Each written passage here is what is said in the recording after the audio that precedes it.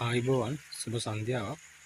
මම ඔයගොල්ලන්ට ගොවි මහතුන්ට මගේ වගාව සඳහා තක්කාලි වගාව සඳහා මම ඉස්සෙල්ලාම භාවිතා කරන ලද ශාක වර්ධකයක් වෙන විශේෂ කාබනික ශාක වර්ධකයක් වෙන මිරකල් බයෝග්‍රීන් මේ තියෙන්නේ. මිරකල් බයෝග්‍රීන් කියන මෙන්න මේ ශාක වර්ධකය තමයි භාවිතා කරේ.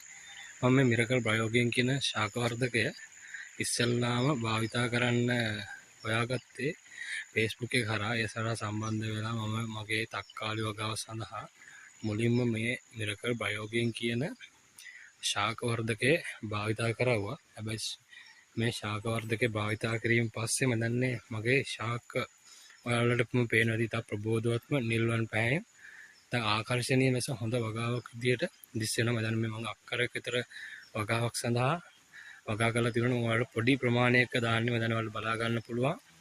මේ ශාක වර්ධකය නිසා හොඳට ගස් හැදිලා ගස් වල හොඳ මල් පළදාවක් ඒ වගේම ගෙඩි කුඩා ගෙඩි දැන් ආරම්භ වෙලා තියෙනවා.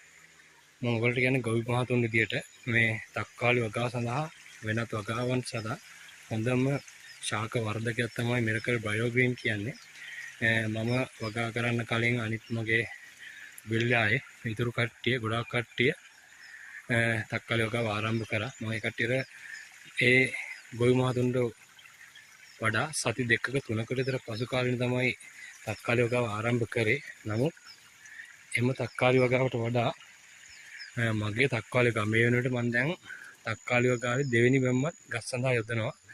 ඒ කියන්නේ මගේ ගස් ඉතා ඉක්මනින් වර්ධනය වෙලා ලොකු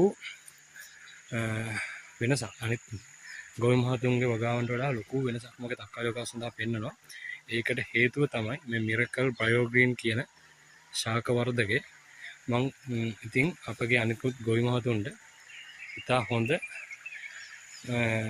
ශාක වර්ධකයක් ලෙස මිරකල් බයෝග්‍රීන් යෝජනා කරනවා. අත් භාවිතා කරලා බලන්න මං වගේම ඔබගේ වගාවට මොන වගේ සාර්ථක ප්‍රතිඵලද ගෙනත් දෙන්නේ කියලා. මම දන්නේ මිරකල් බයෝග්‍රීන් මගින් අපේගේ වගාවන් වලට හොඳ විශ්වාසනීය ඵලදායි වගාවක් විදියට ගොඩනගා ගන්න පුළුවන් හොඳම දේ තමයි මේ මිරකල් බයෝග්‍රීන් කියන ශාක වර්ධකය. ඔයාලත් පාවිච්චි කරලා බලන්න.